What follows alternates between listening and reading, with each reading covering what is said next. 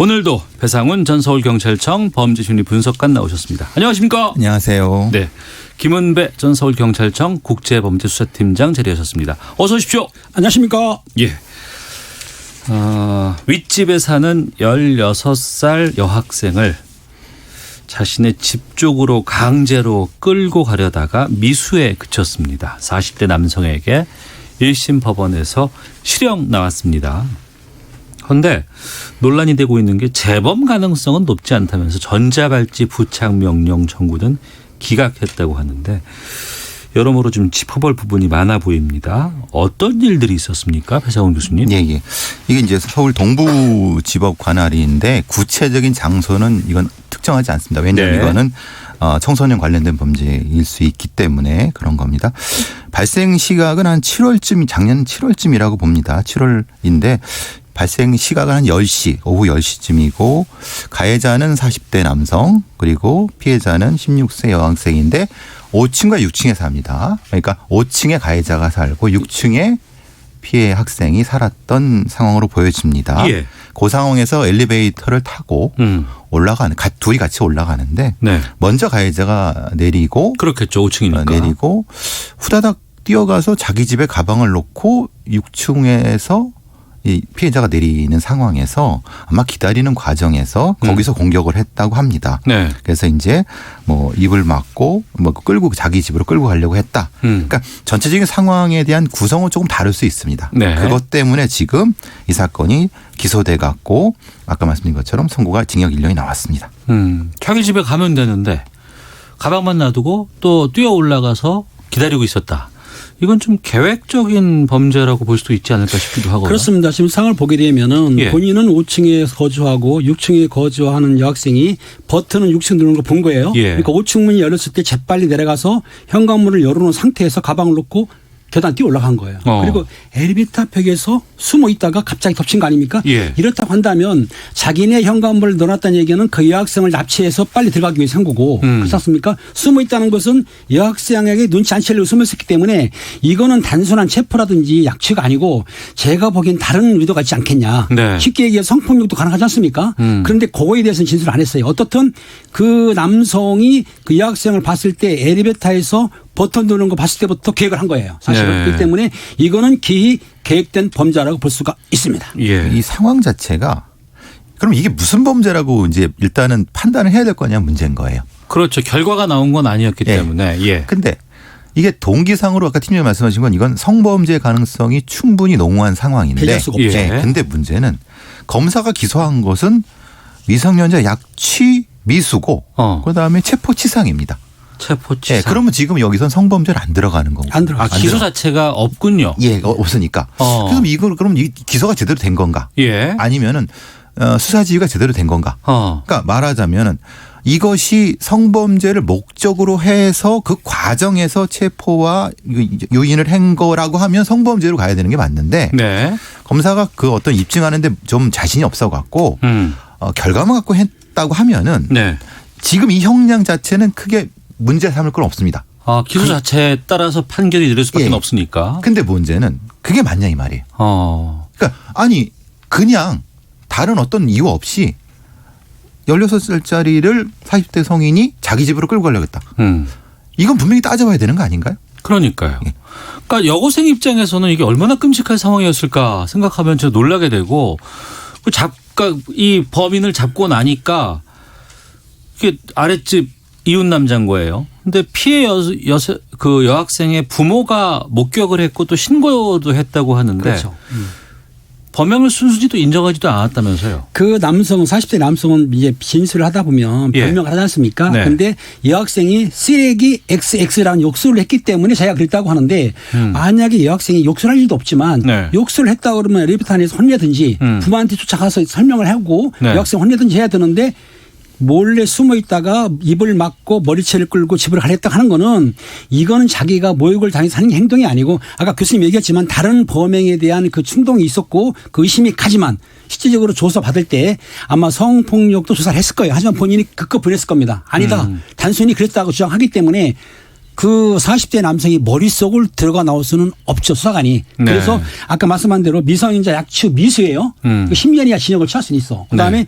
체포치상은 아마 그 여학생을 잡을 때 상처를 냈던 거예요. 네. 그렇기 때문에 이건 1년 이상 징역이 처하기 때문에 지금 말씀하신 대로 그것만 가지고는 징역 1년 선고는 가능은 한데 저희가 보거나 아니 또 앵커라든지 교수님 보기에는 이게 여고생을 납치하려고 하면 그냥 납치하는 게 아니고 다른 문제가 있지 않겠냐라고 하는 건데 그거는 밝혀낼 수가 없고 기소를 못했던 거죠. 근데 이제 CCTV라고 하는 게 우리 엘리베이터 CCTV가 소리는 녹음이 안 됩니다.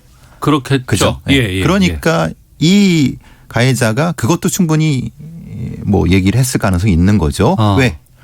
먼저 공격했다는 거 아닙니까? 욕을 했다고 하는 거. 근데 그건 입증할 수 없는 상황을 자기가 변명하기 위해서 한 부분인 거고 네. 좀 아쉬운 건 그런 겁니다. 분명히 행동의 연결성으로서 기소해야 되지 않았을까라는 생각이 드는데 우리의 법 체계 내에서는 네.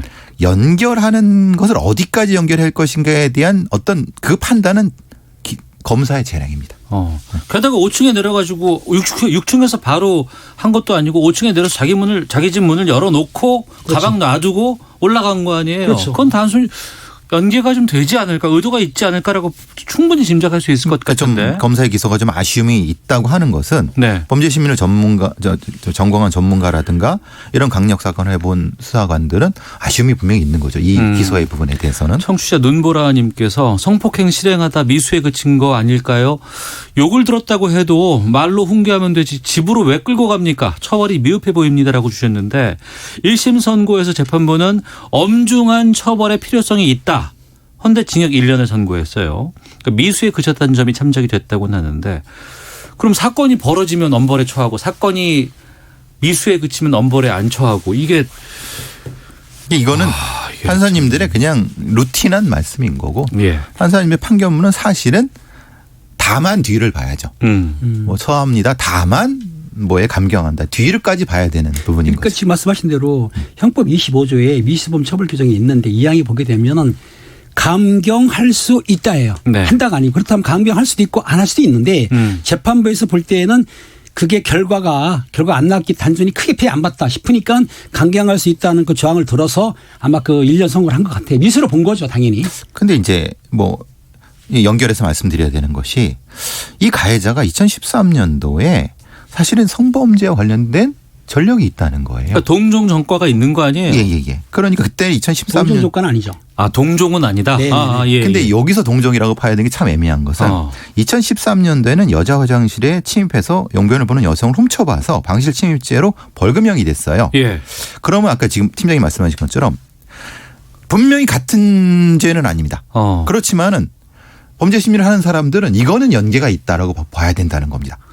그러면 이걸 성범죄 미수로 기소를 했었으면 결과가 달라질 수도 있지 않을까요? 왜냐하면 재판부에서 충분히 과거에 이런 것을 판단할 수 있는 여지가 있는데 판사는 기소된 바대로 판단할 수밖에 없는 겁니다. 그러니까 이 문제에서 여학생이 진술을 할 때 그 40대 남성이 성적 언어라든지 성적으로 어떤 취향을 했다든지 그거는 의심은 가지만은 결과적으로 지금 성적으로 취한 적은 없단 말입니다. 그러니까 네. 검찰이라든지 기소할 때 이 문제에 집중했지만 본인이 아까 말한 대로 쓰레기 XX 요구해서 화나서 그랬다라고 주장하다 보면은 실제적으로 결과론적으로 볼 때 미수였고 끌고 가지 못했기 때문에 성폭력 범죄로서는 기소를 못했기 때문에 옛날에 있던 기존의 전과 있던 그 성폭력 범죄 그 용변 보는 거 본 거 있잖아요. 그거하고 연결시킬 수 없기 때문에 동종 전과가 없다. 전과가 같은 전과 없는 걸로 재판부는 판단할 수밖에 없었던 거죠, 사실은. 근데 이게 왜 뒤에 연결되냐면요. 예. 지금 이렇게 판단해 버리니까 재범 위험성 판단에서 문제가 되는 겁니다. 예. 왜냐하면 앞에 건과 지금 건은 연결성이 없기 때문에 그냥 재범 위험성 평가를 하는 거예요. 예. 만약에 이거를 성범죄를 기소했다고 하면 성범죄 재범 위험성 평가로 갑니다. 그렇겠죠. 네, 아예 그러니까 지금 이제 성인 재범 위험성 평가 도구로 해갖고 점수가 낮았습니다. 그건 당연히 낮을 수밖에 없죠. 네. 왜냐하면 그건 폭력성 중심으로 가는 거고 그러니까 흔히 말하는 성범죄에 대한 재범 평가의 그 평가 항목 자체가 다르기 때문에 그게 아쉬움이 있다는 거야. 그래서 뭐가 나냐면은 이 사건에 이 가해자한테 흔히 말하는 보완 처분, 전자발찌 같은 게 부과되지 않은 것이 연결이 된다는 겁니다.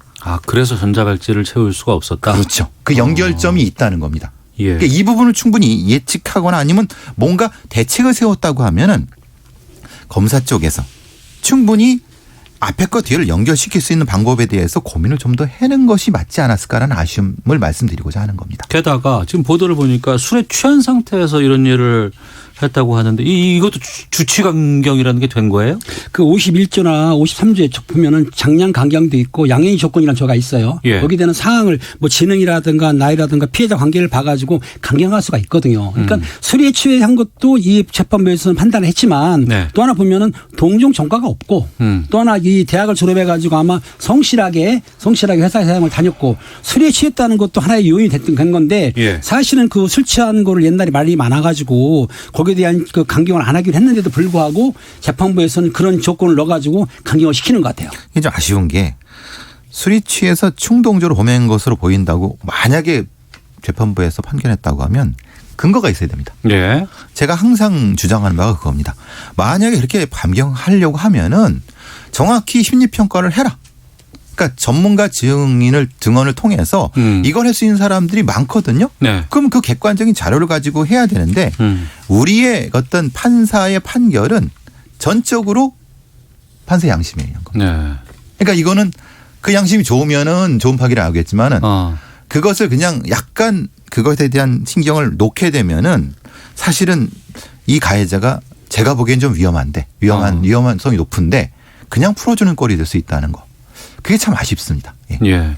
임희재님께서 미수라고 감경해 준다는 건 꼭 사고가 터져야 엄벌을 한다는 건가요?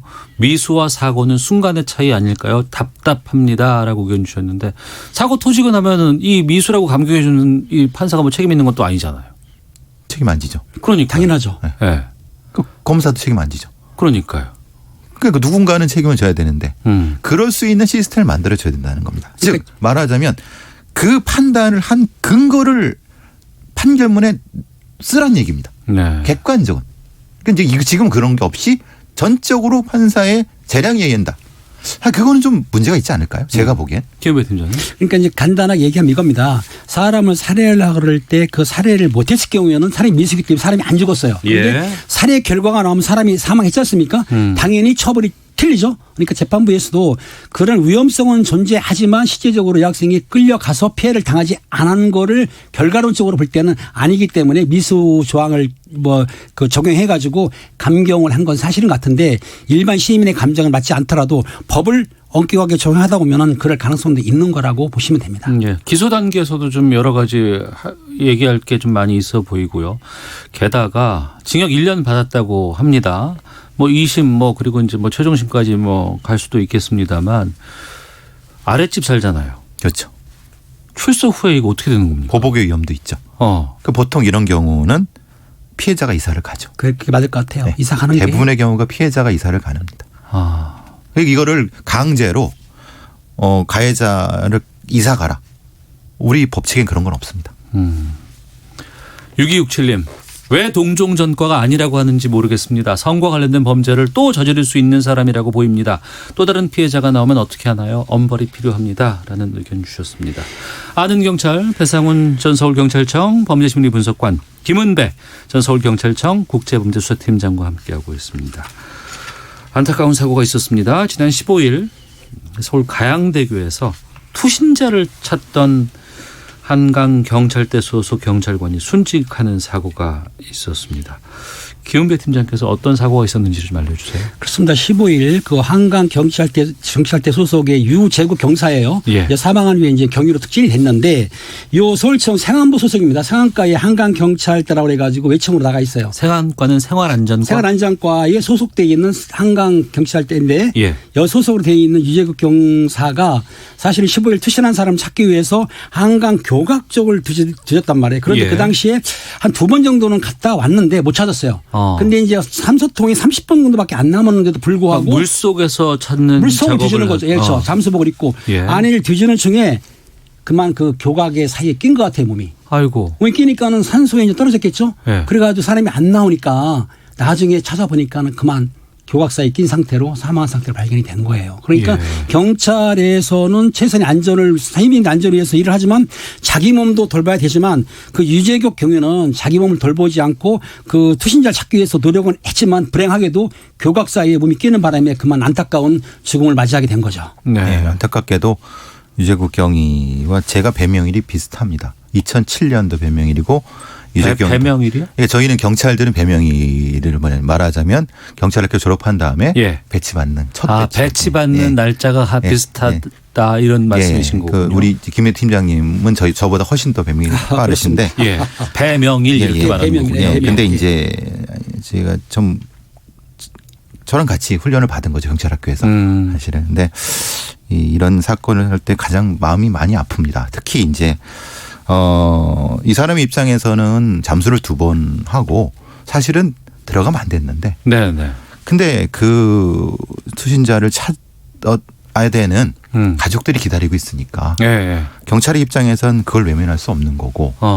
매뉴얼대로라면 사실은 바로 들어가면 안 되죠. 그러니까 한 번 들어가서 수색을 했지만 투신자를 찾지 못하고 나왔어요. 네. 나왔는데 바로 또 들어가면 안 되지만 쉬었다 들어가거나 아니면 뭐 네. 일정 정도 시간을 두거나 그렇죠. 뭐 이렇게 했었어야 되는데 그게 아니고 한 번 더 찾아보겠다라고 들어갔고. 네. 그렇죠. 왜 그러냐면 지금 유속이 빠르거든요. 예. 교각은 그 유속 자체가 시신이 떠내려갈 수도 있어요. 그렇기 때문에 이게 찾는 사람 입장에서는 조바심이 날 수밖에 없는 거고 그게 아쉬운 거죠. 그거를 이제 보통은 들어가지 마라. 너도 생각해라. 네네. 라고 하는데 담당 경찰관의 입장에서는 그렇게 못합니다. 그렇죠. 김은배 팀장님. 그런데 이게 그러니까 잠수 작업을 한다거나 이런 업무를 수행할 때는 2인 1조 해야 되는 거 아닌가요? 원래가 형사들도 그렇고 원래 2인 1조로 출동을 합니다. 하는데 예. 실제적으로 그 당시에는 그 5명이 입수를 했다고 그래요. 예. 5명이 들어간 한 개 팀 6명이거든요. 예. 5명이 입수를 했는데 각자 흩어져서 찾다 보니까 옆에 동료 그리고 아시겠지만 한강 유속도 빠를 뿐더러 시야가 안 한강이 좀 보이잖아요. 탁해요. 예, 그래서 안 보이기 맞아요. 때문에 한 2, 30씩만 떨어져도 안 보이는 걸 알고 있기 때문에 상대방 각자 나눠서 일을 하기 때문에 옆에서 그 사고 당한 걸 몰랐던 거죠. 빨리 알았으면 당연히 구제했을 텐데 그만 시간이 흘렀기 때문에 나중에 발견했기 때문에 불상사가 났는데 2인 1조를 하더라도 붙어있지는 않거든요. 네, 섹터에서 움직이기 때문에 이런 참사가 난 겁니다. 정확히 이제 이게 조금 다른 거는 산업안전보건공단에서 나온 잠수 작업을 위한 매뉴얼에는 3인 1조입니다. 네네. 왜냐하면 감독자, 작업자, 그러니까 로프를 잡는 보조자 3인 1조가 이게 매뉴얼로 돼 있는데 사실은 한강경찰대가 전체 인원이 30명입니다. 네. 그리고 4개의 파출소로 돼 있고 그러면 한 개의 파출소가 뭐 산수적으로만 7명이고 3교대이기 때문에 산수적으로도 사실은 3인 1조 구성이 어렵습니다. 예. 그래서 사실은 보통은 2인 1조로 가는데 한강이 얼마나 넓고 큰데요. 그러니까 서울이니까 강동대교부터 행주대교까지입니다. 41km가 넘습니다. 그거를 이제 그 커버해야 되는 부분인 거고 예. 특히 이제 한강경찰제 같은 경우는 특히 변사자라든가 아니면 범죄 예방이 주 특기고 이분들은 대부분 SSU라는 UDT 같은 특권 가지고 있는 사람들이지만은 네. 인력의 문제도 분명히 존재합니다. 왜냐하면 2인 1조도 위험하다는 것이 잠수 작업의 특성인데 네. 그래서 계속 안타까운 게 분명히 있는 겁니다. 이런 사고가 터지면 2인 1조 왜 안 지켰냐라고 얘기는 할 수는 있지만 현장에서의 상황은 또 그걸 지키기가 너무나 좀 무리한 인력 구성일 수도 있는 것이고 또 사람을 찾아야 되는데 이런 것도 생각하다 보면은 누군 작업하고 있고 누군 작업하고 있을 때 그걸 보고 있으라고,만 하는 그렇죠. 것도 네, 그런 문제가 생기는 어려운 거죠. 부분들이 좀 있습니다. 그렇죠. 시간에 제한이 있고 그러니까. 좀 그래도 이 안타까운 사고가 재발하면 안 되겠지 않습니까? 어떤 것들 좀 챙겨봐야 될까요? 저는 이제 아무래도 이제 이 관련된 표준 매뉴얼을 좀 개정을 하거나 아니면 인력의 부분을 다시 한번 서울경찰청에서 검토를 해봤으면 좋겠다. 네. 야간 작업이라든가 아니면 야간 작업 뭐 2인 1조에서 가능하게 한 3인 1조 정도를 하도 장비의 어떤 최신화 같은 분명히 저희 같은 비전문가가 보지 못하는 부분을 알 겁니다. 네. 한 번 더 봤으면 좋겠다라는 생각이 듭니다. 아무튼 지금 한강경찰대 인원이 대장 포함해 30명을 알고 있어요. 예. 4개 팀에서 6명씩 들어가 있는데 인원이 좀 부족한 거죠. 아까 교수님 말했지만은 한강다리가 16개인 것 정도 되죠. 강동부터 가양까지 있는데 행주도계까지 16개를 커버하기에는 인원이 너무 부족합니다. 그 때문에 지금 장비도 최신식으로 바꿔야 되지만 일단은 인력을 투입하려고 그러면 인력을 좀 확보시켜서 인원을 좀 증강해 주면은 조금 더 낫지 않을까 싶습니다. 네. 0047님께서 정말 안타깝습니다. 삼가 고인의 명복을 빕니다. 라고 의견도 보내주셨습니다. 자, 유재국 경위 삼가 고인의 명복을 빌겠습니다. 헤드라인 뉴스 듣고 기상청 확인하고 교통정보까지 보고선 다시 돌아오도록 하겠습니다. 문재인 대통령은 오늘 코로나19 확진자가 15명 늘어난 것과 관련해 지역사회 감염 대응 체계를 대폭 강화해 지역사회에 확실한 지역 방어망을 구축할 필요가 있다고 밝혔습니다. 홍남기 경제부총리 겸 기획재정부 장관이 코로나19로 인해 수출 대금을 받지 못한 기업들의 긴급 유동성을 공급하는 등의 수출 대책을 이번 주 중 확정해 발표하겠다고 밝혔습니다. 민주당이 미래통합당의 문재인 대통령 검찰 고발 방침에 대해 창당 후 첫 원내대표 회의에서 나온 말이 대통령 고발 검토라니 참으로 기막힐 일이라고 비판했습니다. 미래통합당 심재철 원내대표가 문재인 정부를 향해 지난 3년은 그야말로 재앙의 시대였다며 헌정, 민생, 안보를 3대 재앙으로 꼽았습니다. 지금까지 라디오 정보센터 조진주였습니다. 이어서 기상청의 송소진 씨입니다. 미세먼지와 날씨 정보입니다. 공기는 대체로 깨끗한 상태입니다. 대기 확산이 원활해서 현재 전국의 먼지 농도가 보통에서 좋음으로 나타나고 있습니다. 오늘 하늘에는 가끔 구름이 많이 끼겠고요. 낮 기온이 어제보다 4도에서 7도 정도 올라 추위가 풀리겠습니다. 서울 8도, 대전, 광주, 대구 11도 등으로 예년 이맘때 기온보다도 조금 높겠습니다. 내일은 전국이 대체로 맑겠지만 모레 금요일 밤에는 전국에 비가 내리겠고 토요일 오전까지 이어질 전망인데요. 이번 비는 추위를 몰고 오지는 않겠습니다. 현재 서울의 기온은 4.9도입니다. 미세먼지와 날씨 정보였습니다. 이어서 이 시각 교통 상황을 KBS 교통정보센터 윤여은 씨가 전해드립니다. 네, 고속도로 교통량은 적지만 돌발 상황이 이어지고 있습니다. 호남고속도로 천안 쪽으로 정읍 2차로에서 장애물을 처리하고 있고요. 무안광주고속도로 광주 쪽은 동안평 부근 1차로에 사고가 생겨 주의가 필요해 보입니다. 대구 포항고속도로 포항 쪽은 팔공산 진입로 1차로에 낙하물이 있고요. 서울 양양고속도로 양양 쪽은 내촌 부근 1차로와 갓길에서 승용차 사고를 처리하고 있으니까 잘 살펴 지나셔야겠습니다. 경부고속도로 서울 쪽 은 서촌나들목 1차로에서 사고를 처리하고 있어서 양재부터 정체고요. 부산 쪽은 반포에서 서초까지 밀립니다. 서울 외곽고속도로는 송내 일대 양방향에서만 정체입니다. 서울시내 동부간선도로 성수 쪽은 성동분기점과 성수 사이 1차로에 사고가 있어서 군자교부터 밀립니다. KBS 교통정보센터였습니다.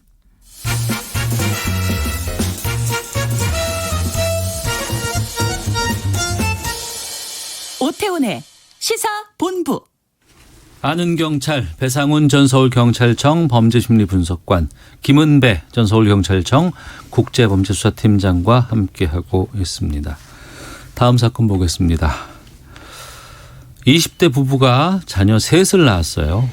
둘째와 셋째 자녀 2명을 방임해서 숨지게 한 사건이 발생을 했습니다.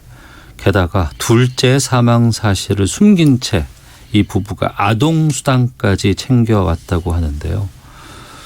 그러니까 두 자녀를 20대 부부가 방치해서 죽게 했다는 건데 김은배 팀장님 어떻게 된 일입니까? 그렇습니다. 20대 부부입니다. 처음에 결혼할 때는 여성은 18세, 남성은 20대 정도 했었는데 결혼을 했어요. 근데 특별한 직업이 없어요. 네. 그러니까 이제 원주 모델에서 생활하고 있었었는데 2015년에 남자아이를 낳았어요. 네. 근데 그 애도 좀 잘 못 키웠는데 2016년에 둘째 딸이 태어났습니다. 네. 근데 둘째 딸을 가지고 제대로 케어를 안 해가지고 둘째 딸이 사망하게 된 거예요.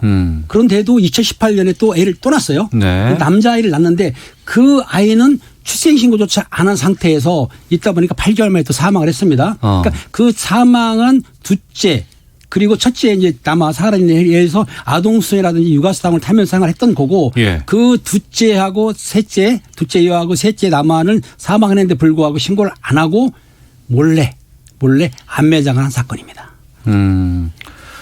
어린 나이에 가정을 꾸렸다고 하더라도 경험이 없거나 주위의 돌봄을 누구한테 부탁할 수는 없는 상황이라고 하더라도 이 정도로 이렇게 나온 건 이해가 안 되는데 게다가 또 사망 신고도 하지 않았고 아동수당까지 챙겼다는 건 너무한 거 아닙니까 이건? 근데 이제 이게 이제 이 사건의 발단은 우리 사회에 사실 돌보지 못하는 처음에 학교 밖의 청소년에 대한 문제를 먼저 제기를 해야 됩니다. 자, 학교 밖의 청소년에 대한 그러니까 문제. 말하자면은 바깥에 존재하는데 그러니까 흔히 우리가 예전에 가출 청소년이라고 불렀던 아이들이 요즘 학교 밖 청소년이라고 하거든요. 네.